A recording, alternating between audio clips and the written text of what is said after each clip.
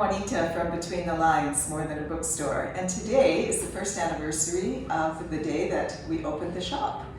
And of course you guys have all heard all my pandemic stories, so I'm not going to talk about that. It's been a complicated year.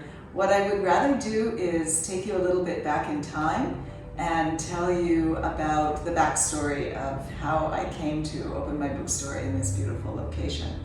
That story cannot be told without Josefina Larraín Lagos, who along with Salvador Reyes Rios formed the architectural team who owned this building and did the restoration.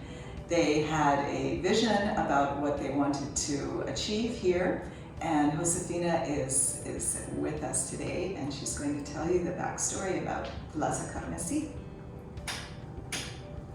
Hello, Juanita. Hello, It's so wonderful to be here with you. I'm so happy to be sitting here and thinking back and memorizing what we as the envisioned many years ago. It was 2012. we were looking for, I was looking for to do something with this building we had. Something different. I wanted to create a space for this building that would invite everybody that lives around us in this community to be able to participate and to be enjoying the space, you know, to create a place for meeting, to know each other, to have a place to have a coffee, and a coffee with a book. Of course. But also to show and value things as the products or design products or creative people around our community, and values that we have in this area, this place, in this peninsula or Mexico, that we should share with others. We should share with tourism, we should share with our community. And I was mainly thinking of a place for us who live here. We never have a place for us, because the center of Mérida is more turned towards tourism. So I didn't want to lose a space where we can to meet and to have to know each other in the center of Mérida. So I started thinking of who would I would like to invite and what it should entail, and of course there had to be a coffee shop, and of course there had to be a bookstore, and who was going to be the person who would have this bookstore. So it was not easy to find someone, but then I found the perfect person. And I couldn't believe that it was Juanita. Juanita I had known many years before that, and when someone said to me, I know someone who wants to put a bookstore. It's hard to find someone nowadays who wants to really put up a bookstore, because the books are not so fashionable anymore. You know, people are just reading online, and people don't. But there are some romantic people that do still like books and have a physical book in their hands. And Juanita was the perfect person that had this already in her as the radar, thinking of how to create a bookstore, and the combination of bookstore, coffee shop, the little stores, a place we can sit and talk. Well, that was what started in 2012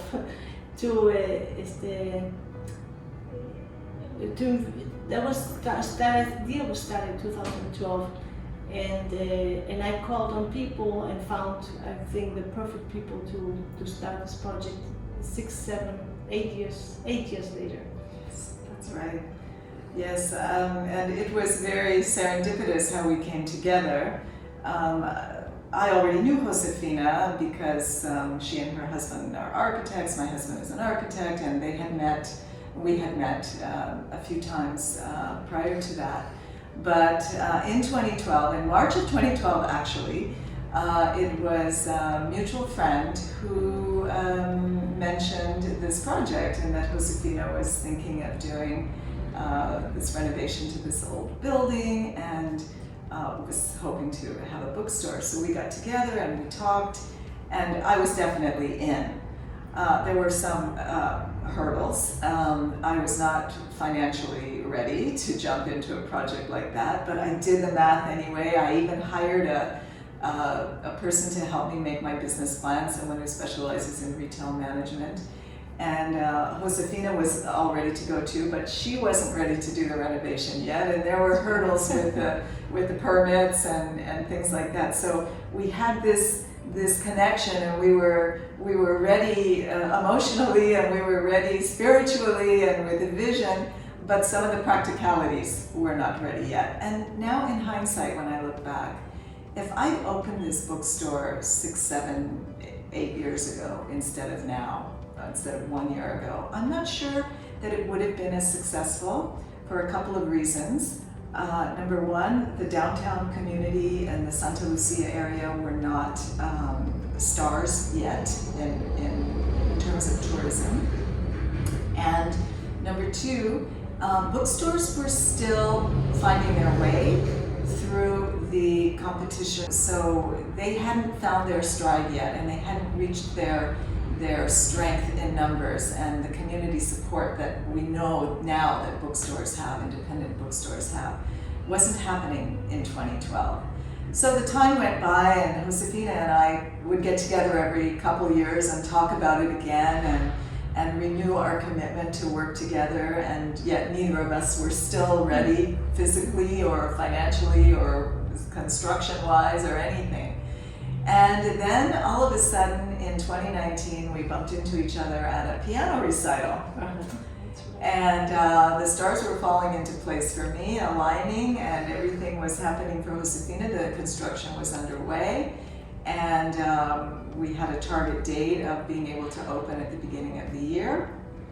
And so I sat down and refreshed my business plan, and had to make a very difficult decision of leaving Yucatan Today, where I loved being a part of that wonderful magazine for 11 years. But they were the most supportive of all, and they wished me well. And I signed a lease and started ordering merchandise. And then my husband came on board and designed all the furniture for me. He took Josefina's beautiful frame of a beautiful space with beautiful floors and beautiful walls, and designed the furniture and the lighting.